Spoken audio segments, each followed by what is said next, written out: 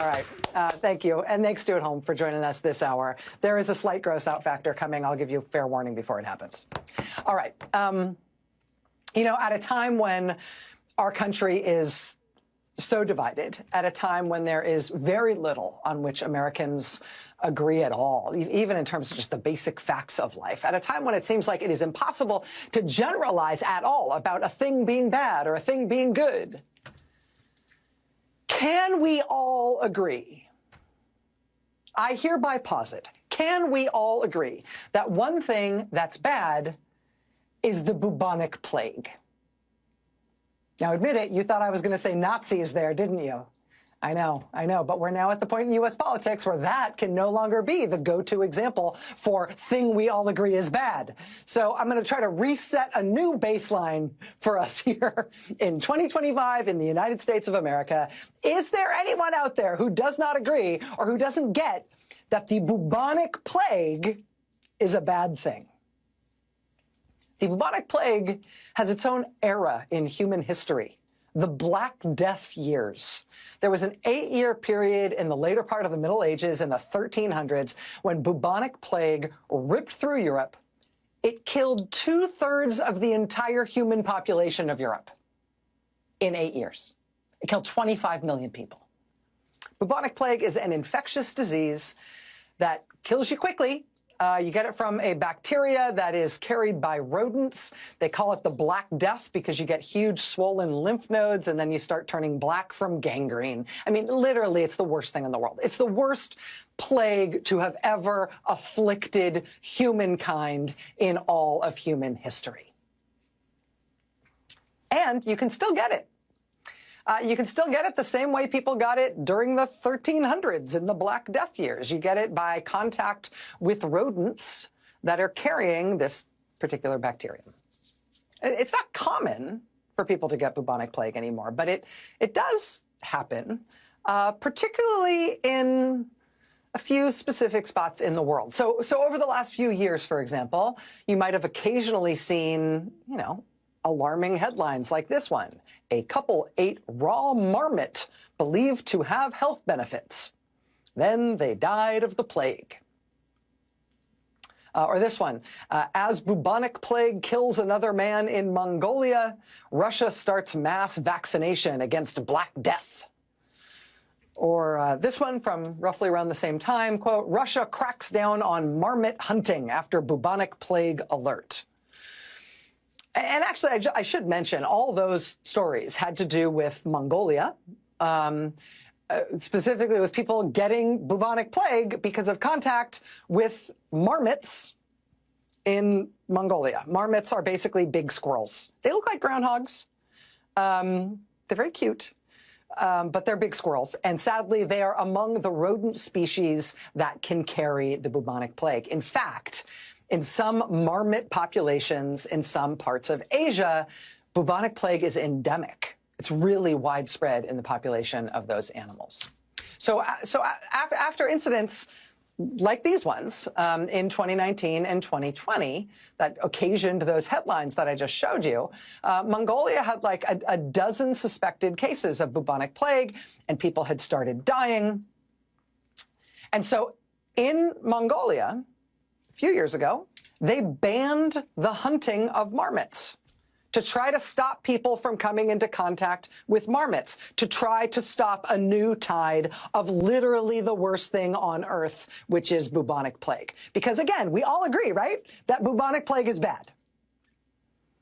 And that is why it's illegal to hunt marmots in Mongolia.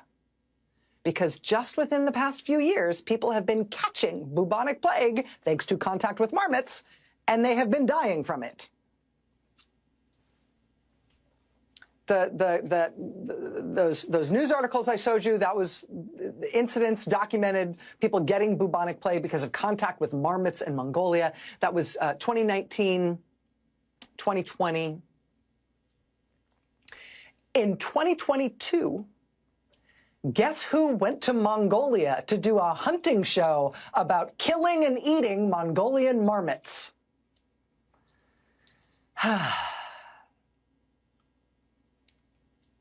Yeah. Not the blonde son, the other one. He has a magazine and a social media company, I think it is, about hunting. And this video posted online by his company in 2022 is captioned by his company, quote, "Don Trump Jr. eats a rat in Mongolia." Hey, that's not a rat. That's a marmot. So this is a little bit gross, fair warning, but here's me showing my work. Here goes. I guess it's a delicacy. I guess, did you do any reading? Do you understand what's going on here? What exactly you're doing here on film? Again, it's one of those traditions, you know, they're totally true delicacy, but actually is like illegal contraband. So I got to be really clear. You were with me the whole time. We did not shoot the marmot. Yeah, it's kind of contrabandy. Contrabandy, but that's so cool. The reason it's contrabandy to hunt marmot in Mongolia, the reason that government made it illegal to hunt marmot, and they tell you not to eat marmot meat, or certainly to handle any raw marmot stuff, is because, again, bubonic plague, which people keep getting and dying from exactly there, with exactly those animals, in exactly those circumstances. Now, I raise this because while Mongolia and its adjacent geographic neighbors like Russia have had to take some food safety regulation steps to try to stop the bubonic plague from having a 21st century resurgence, the United States, similarly, for a long time now, has seen it as just a function of good government to do what we can to regulate food safety. That is a core function of the U.S. government. Last week, the person in charge of food safety for the U.S. government, the Deputy Commissioner of Human Foods, Deputy Commissioner for Human Foods at the U.S. Food and Drug Administration, that person resigned in protest of what the Trump administration was doing to his agency, stating that the widespread and what he described as, quote, indiscriminate firings of food safety staffers at the FDA showed, quote, disdain for the people who do that work. Disdain for the people with highly technical expertise, the professionals who do food safety work for the U.S. government. He said it would therefore be, quote, fruitless for me to continue in this role. So the Trump administration initiated indiscriminate mass firings, according to the head of the Human Foods Program, the head of food safety for the U.S. government. He says those indiscriminate mass firings decimated human food safety responsibilities within the U.S. government, and so the head of food safety for the U.S. government resigned in protest.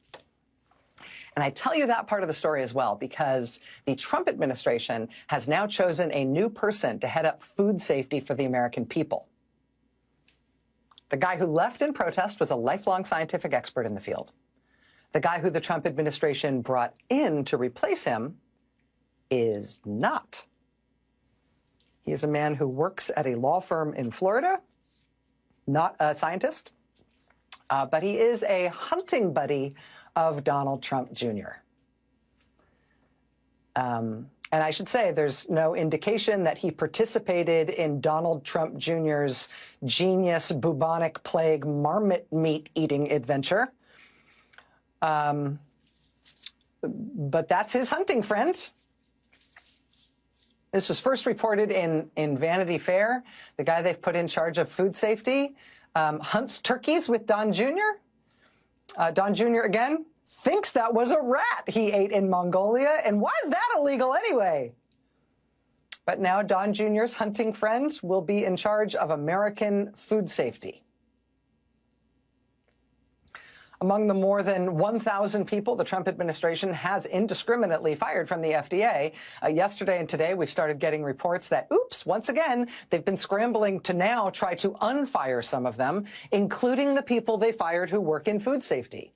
Quote, barely a week after mass firings at the FDA, some staffers received unexpected news. Beginning Friday night, FDA employees overseeing medical devices, food ingredients, and other key areas received calls and emails notifying them that their recent terminations had been, quote, rescinded, effective immediately. FDA staffers who were reinstated said their immediate supervisors received no explanation or advance notice on the decisions. Instead, staffers received calls or emails from the FDA's Office of Talent Solutions, informing them that their access to FDA computer systems and offices had been restored. The emails concluded, quote, "We are so grateful to still have you working for the FDA and serving the American public." Exclamation point. The exclamation point was part of the email. Quote, a week earlier, the same employees had received emails stating that they were, quote, not fit for continued employment. Feeling good about the stability here? Feeling good about being in safe hands with this administration? And the solid grounds on which they're making purely merit-based decisions on firing and also on hiring? Is there anybody else you'd like, Mr. I think that was a rat I ate in Mongolia? Is there anybody else you'd like to recommend for American safe food handling recommendations? It's contrabandy. Cool. The FDA is currently handling a recall of frozen shakes that were sent to assisted living facilities and hospitals because there's listeria contamination. That listeria outbreak has sickened 38 people in 21 states. 12 people have died already. The FDA is handling that recall, that outbreak. The lives of potentially millions of people are on the line in the PEPFAR program, which the Trump administration also has just randomly cut off and then said they restarted it. But it is still not restarted. PEPFAR is the program that was started under the George W. Bush administration. It provides HIV treatment to literally millions of people around the world who are HIV positive. Stopping that program without warning in the middle of people's treatment courses, which is exactly what the Trump administration did, that means cutting HIV positive people off in the middle of their course of treatment, which not only puts them on a track to die, it also begs for the development of multi-drug resistant HIV. That can't be treated, even if you wanted to. The Trump administration cannot defend killing off this HIV treatment program, PEPFAR. So they keep saying, oh, PEPFAR isn't a problem. We've given it a waiver. It's restarted. We're not cutting this funding, actually. We might have initially cut it, but we're not cutting it anymore. The program is not restarted. The funds are not flowing. Treatment is not being administered. And protesters today who know that made a huge ruckus and got arrested in large numbers today in the House Cannon office building to show their outrage and to bring some attention to the fact that PEPFAR really is still not happening. The funds are still stopped. We're going to be watching the courts on that tonight and tomorrow because, as we reported this time last night, a federal judge in Washington set tonight at 1 minute to midnight as the deadline by which the Trump administration must restart the funding it cut off of this kind. The government is ordered to restart that funding by midnight tonight. We shall see. Today at a cabinet meeting, they appear to have convened sort of mostly just for the cameras at the White House. Attention turned to the exploding outbreak of measles that started in West Texas and has now spread at least into New Mexico. It's now at least 124 cases. A child has died, an unvaccinated school-aged child who was hospitalized as of last week in the Lubbock area. That child has now passed away. Robert F. Kennedy Jr. really is Donald Trump's idea of the best person in the whole country to lead the U.S. Department of Health and Human Services, which is responsible for dealing with this kind of crisis. Secretary Kennedy today attempted to give an update on the measles outbreak in front of the cameras, but almost every single thing he said about it was wrong. He said, quote, "It's not unusual. We have measles outbreaks every year." Like this is a normal thing. I should mention, for context, in all of last year, we had 285 measles cases in the United States. The year before that, for the whole year in the whole country, we had 59 cases. 59 cases. 59 cases, the whole country, the whole year. This one outbreak is already 124 cases and growing explosively, and a child has died. This is the largest measles outbreak in Texas in at least 30 years. Inexplicably, in his string of untrue statements about this ongoing measles epidemic that he is now responsible for fixing, Secretary Kennedy also misstated the number of deaths. We are following the measles epidemic every day. I think there's 124 people who have contracted measles at this point, mainly in Gaines County, Texas. Mainly, we're told, in the Mennonite community. There are 2 people who have died, but we're watching it, and there are about 20 people hospitalized, mainly for quarantine. We're watching it. We put out a post on it yesterday, and we're going to continue to follow it. Local health authorities say it is not 2 people who have died. It is 1 person who has died, an unvaccinated school-age child. Why he thinks it's 2 people who have died and not 1, we don't know. Also, the people who are hospitalized are not being hospitalized for quarantine, as he described it, which makes it seem like they're fine. They're just being kept in a room, right? No, they've been hospitalized for respiratory distress and other serious and potential fatal symptoms of measles, which can kill you and which has already killed a child in this outbreak. Robert F. Kennedy Jr. wrote a whole book about the measles, in which he said that, quote, measles outbreaks have been fabricated to create fear. He wrote at the website of his anti-vaccine group that getting measles is actually good for you. He says it's good for your heart to get measles. Reduces the risk of some cancers and heart disease and stuff. It's great. Donald Trump put him in charge of Health and Human Services for the whole country. And that means he's in charge of taking care of this explosive measles outbreak in West Texas and New Mexico. Good call. Safe hands. Donald Trump has also handed over what appears to be control of most of the government to his top campaign donor, who at today's cabinet meeting was invited to stand up in his baseball hat and talk about whatever, whereupon he said something he thought would crack everybody up about the hemorrhagic fever known as Ebola.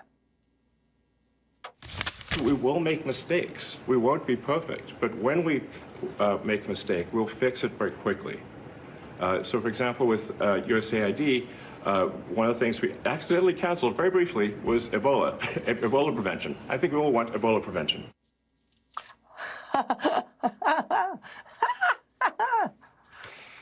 He's expecting the other people in the room to like chip in and laugh because it's funny that that was an accident. Those remarks from the president's top campaign donor on Ebola, when he said that we fixed it, we reinstated Ebola, he said there was no interruption, put it right back in place. Those assertions from him today appear to be wrong. Just like the false assertions that PEPFAR, the HIV treatment program, has been turned back on when it hasn't. The Ebola prevention efforts that Elon Musk was somehow allowed to turn off, he said today they were turned right back on with no interruption. Those efforts have not been turned back on. From the Washington Post tonight, quote, current and former USAID officials said that Musk was wrong. USAID's Ebola prevention efforts have been largely halted since Musk and his Doge allies moved last month to gut the global assistance agency and freeze its outgoing payments. The teams and contractors that would be deployed to fight an Ebola outbreak have been dismantled. While the Trump administration did issue a waiver to allow USAID to respond to an Ebola outbreak in Uganda last month, partner organizations were not promptly paid for their work, and USAID's own efforts were sharply curtailed. Quote, there have been no efforts to turn on anything in prevention of Ebola and other diseases, said Nidhi Buri, who served as a senior USAID official during the Biden administration and who oversaw USAID's response to healthcare outbreaks. Quote, Buri said her former USAID team of 60 people working on disease response had been cut, as of earlier this week, to about 6 staffers. Used to be 60, now it's 6. Quote, other current and former USAID officials speaking on the condition of anonymity to discuss internal operations agreed with Buri's assessment. One current official said, quote, there was a waiver for Ebola, but USAID funds have never been back online. USAID has been frozen. Staff and money. That blithe and apparently false assertion about Ebola, oops, we accidentally turned it off, but then we turned it back on. It was no problem. That false assertion from Elon Musk also earned a sharp response from Dr. Craig Spencer. He's an emergency room physician whose name you might remember because he himself is a survivor of Ebola, the last time there was a multi-country outbreak of that disease.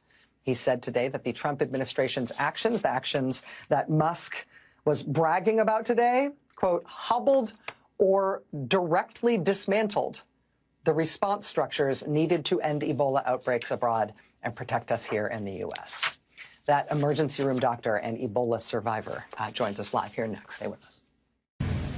We will make mistakes. We won't be perfect. But when we make a mistake, we'll fix it very quickly. So, for example, with USAID, one of the things we accidentally canceled very briefly was Ebola, Ebola prevention. I think we all want Ebola prevention. So we restored the Ebola prevention immediately, and there was no interruption. That's not true. Today, Donald Trump's top campaign donor claimed during a weird, filmed for TV cabinet meeting that although he had accidentally, in his role as Donald Trump's top campaign donor, ended all Ebola prevention efforts of the U.S. government, after they realized that's what had happened, it was restarted. It was just a very brief interruption, and it all could, or not even an interruption. It was very briefly stopped, but then restarted without interruption. People who actually work on these matters for the U.S. government and in this field say none of this is true. Public health experts, including current and former USAID officials, say that the Ebola prevention efforts were hobbled, that they've not been restarted. In 2014, you might remember there was an outbreak of Ebola in West Africa. Doctors from the United States went to countries like Guinea to go track cases and treat patients. A doctor named Craig Spencer was one of those doctors who responded to that outbreak, and he became the first person in New York City to test positive himself for Ebola in October 2014, after he was abroad treating Ebola patients in Guinea with Doctors Without Borders. Ebola has a really high mortality rate. It kills more than half the people it infects. In Dr. Spencer's case, he had 19 days in the hospital, but he survived. Today, he wrote this in response to Elon Musk's remarks about Ebola prevention being accidentally stopped, but then started back up again with no interruption. He said, quote, on January 29th this year, Uganda reported an Ebola outbreak. Normally, the U.S. would have quickly sent one of our Ebola experts to help the response. But this time we didn't, because we couldn't, because this administration wouldn't let them go right when this outbreak was declared. Normally, the U.S. would have helped set up border screening and other measures on the ground, but this time we didn't. Normally, we would have spoken with the WHO about helping end the outbreak, but this time we didn't because CDC staff weren't even allowed to talk to them. Joining us now is Dr. Craig Spencer. He's Associate Professor of Health Services Policy and Practice at Brown University School of Public Health. He's also the New York City emergency room doctor who survived Ebola after treating Ebola patients in Guinea with Doctors Without Borders nearly about a decade ago now. Dr. Spencer, I really appreciate you being here tonight. Thank you. Good to see you again. So it's always good to see you because you had Ebola. And so anytime that I see you, I feel like I have hope that these sorts of things can be survived, these horrific diseases. I have to ask what your reaction was to seeing Elon Musk today bring up Ebola unprompted, laugh about it, and then suggest that while he had accidentally cut off all U.S. government efforts to combat it, everything was fine now because it had all been restarted without interruption. Well, Rachel, I was remarkably confused because for the past month, I have been talking to people who normally would have responded to this Ebola outbreak in Uganda, the Marburg outbreak in Tanzania, and guess what? They didn't. For the last decade, I have followed every single outbreak of viral hemorrhagic fevers like Ebola.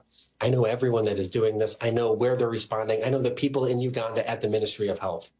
I've heard from people who normally would be supported by our country, by our government, to set up border screening, to do the contact tracing on the ground. They're not getting paid.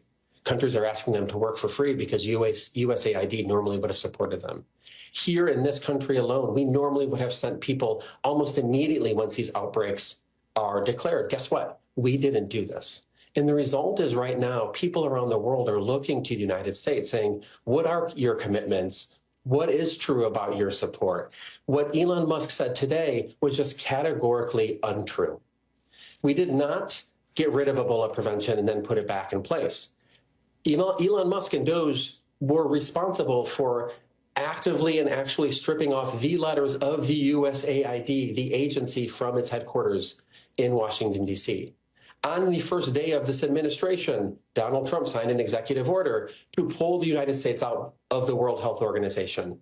And just very recently, hundreds of CDC workers, those frontline doctors and epidemiologists who would be responding to outbreaks like Ebola abroad, Ebola in the United States, and other infectious threats that you just highlighted, 750 of those people were let go. Regardless of what Elon Musk and others say, we have set ourselves up to be very sorry for an infectious threat, maybe next week, maybe next month, maybe next year. But I've been saying over and over again, we will regret this.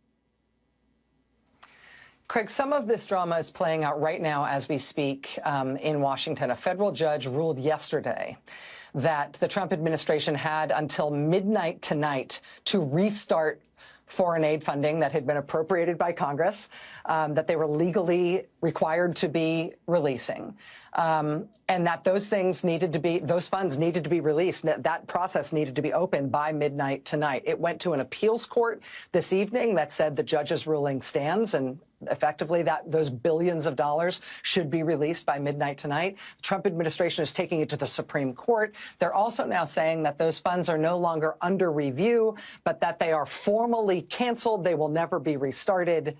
And they are, in other words, pulling out every possible stop up to and including a trip to the Supreme Court tonight to try to say that USAID is gone institutionally, effectively, so that whatever funding programs they want to say, whatever programs they want to be able to say they restarted, USAID won't be there to effectuate any of this stuff. Can you help our audience understand the difference between funding in the abstract and having an agency that actually effectuates the program that funding is for?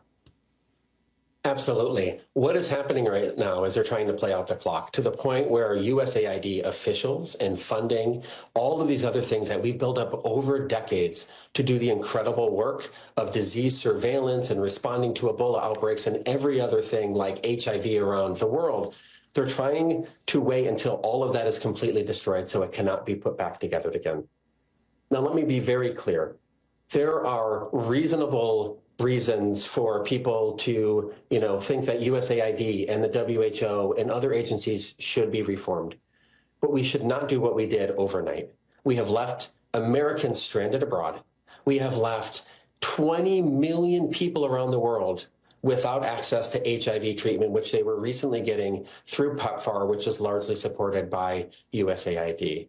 Without these services in place, people around the world are less safe and less healthy, and that increases the risk to people here in the United States. USAID's tagline has been from the American people, but in reality, it is for the American people, and everyone needs to understand that threats and health problems in other places can soon become problems here without the USAID, without funding those incredible people that are selfless and have dedicated their professional life to this work, without people from the WHO and CDC.